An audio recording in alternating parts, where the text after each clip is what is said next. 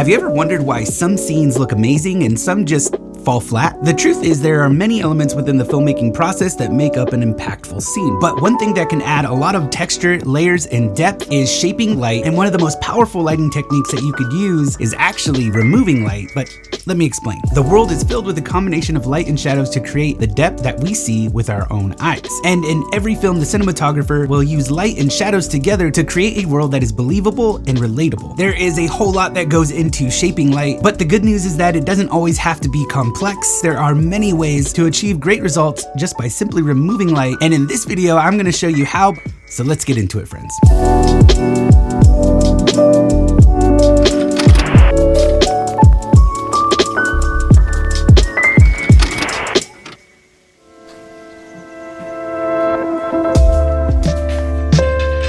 Hey, what's happening, everyone? My name is Ryan, and if you're new with us, welcome. I truly appreciate you being here.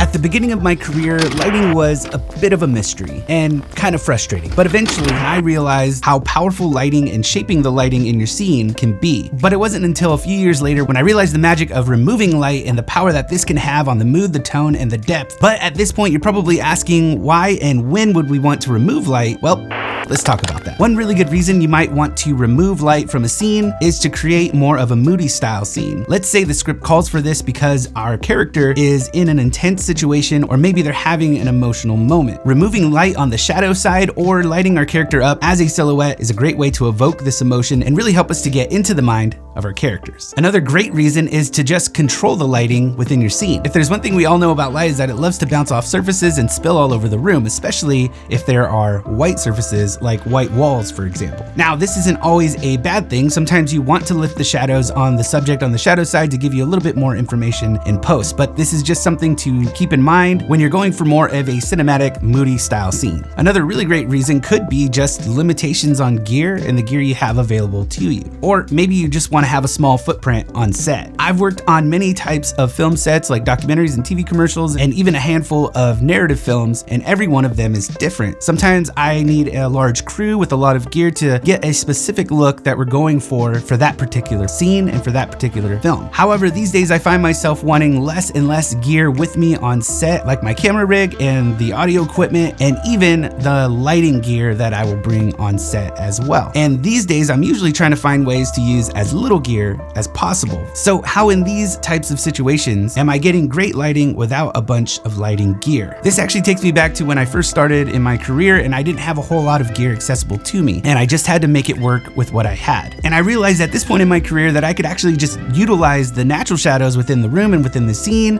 and use those to emphasize that moody cinematic look that I was going for. Now, there is a whole lot that can go into that, but the best way that I can illustrate this for you is to show you. So let's get into breaking down this scene so that you can see all of this in action.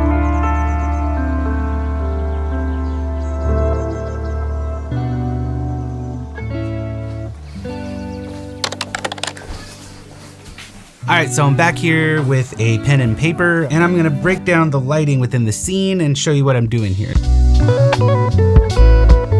For this scene, I just have two shots. One is a wider establishing shot to get to know where our character is and the area he's in. The other is a tighter shot so that we can see the facial expressions on this character's face and kind of get a read on what's happening within the scene. First, let's talk about the establishing shot. For this scene, it was very simple. I just opened up the blinds to both windows and used that to light the room. This works really well for the wide shot because it's just an establishing shot. We're not trying to get any details in the face or within the character or anything like that. We're just simply establishing where our character is, and this works really well for that. Now, I could bring in some studio light and maybe bounce that off the ceiling and fill this area out a little bit more. I have done that in the past, but for this scene, we're gonna try and utilize and emphasize the shadows that we have to create more of a moody style cinematic scene. Now, it can be a little bit tricky to expose for the window light if you have windows within the scene. So in order to expose the shot well and not have my window light blown out, I decided to film this scene at blue hour at the end of the day. So that way I have good natural natural light coming in, but it's not being overpowered by the afternoon sun. But the tricky thing with this, as you know, blue hour isn't really an hour at all, so I didn't have much time and I had to work quickly. I should probably mention that I am using the Sony FX3. Now, you don't need this camera in particular to get a cinematic style scene or to get a moody scene like this. There are plenty of cameras on the market today that are a really great price, so it's not this specific camera. I just have this camera available and it has a really good amount of dynamic range. I also really like to use the log profile because when I go into color grade this image, it's gonna save a lot of the information within the highlights and the shadows and the colors, and that way I can make my adjustments and make the scene look the way that I want it to without any of those things clipping.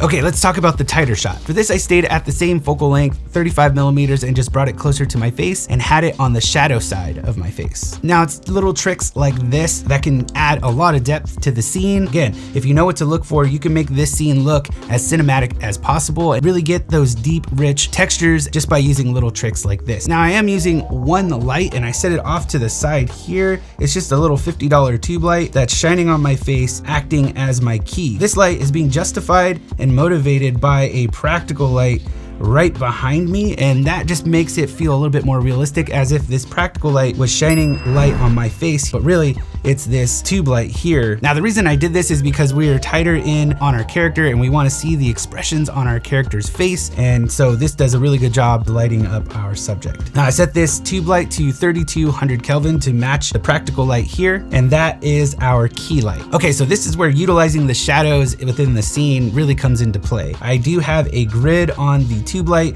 and that is just to kind of block off any light from spilling all over the room and really just directing that light to my face. But as you can see, there is a lot more light kind of spilling around the room. This light is bouncing off the white walls behind me and reflecting back on the shadow side of my face, and also bouncing off of the couch a little bit as well. There's also a little bit of light on my shoulder here, and that kind of feels a little bit unnatural because we have our practical light that's kind of behind the subject and it wouldn't really wrap around our subject and on that side of the shoulder naturally, which kind of breaks the illusion of suggesting that our light is coming from our practical light. What this light is doing here, that is called motivated lighting, and I have a few videos on that topic here on the channel, so I'll leave links to those down below if you're interested in learning more about that. Okay, so how do we combat this? Well, I just set some negative fill on this side of my face to remove the light on that side of this shot, and also accentuating the shadows on the shadow side of my face, adding a lot more depth to the scene. But to combat the light on my shoulder, I also added negative fill here to further block off the light on my shoulder, which actually did really well. Here's a side-by-side of each shot together, and as you can see, that light is blocked off and it looks just a little bit more natural, a little bit more believable. It's little tricks like these that really help the audience to stay engaged and focused on the story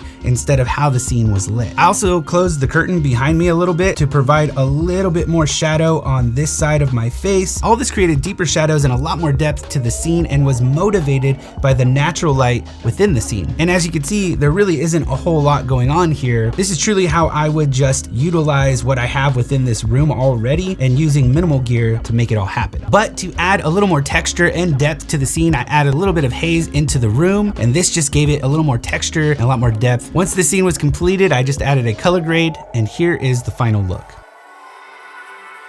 I talk about this a lot, but lighting really is one of the most powerful ways to enhance the tone and the emotion of a scene. And knowing how to shape the light within your scene could be the difference between a good film and an excellent one. Utilizing and enhancing and embracing the natural shadows that are within the scene can be just as powerful and important. But the best part is that it really doesn't need to be complex or break the bank, as long as you know what to look for and have the will to just make it work. But the best way to learn the tips and techniques in this video is by doing. And if you've made it this far in the video, I know that you're dedicated to the craft and dedicated to making the best films that you could possibly make, and I know you've got this. So as always on this channel, I just want to encourage you to take these tips, practice them often, and just go out and make your film. Well, that's gonna do it for me, you guys. Thank you so much for joining me in this video. If you like this video or you learned something, please click the like button down below. Consider subscribing if you haven't already, and I'll catch you in the next one. Cheers, friends.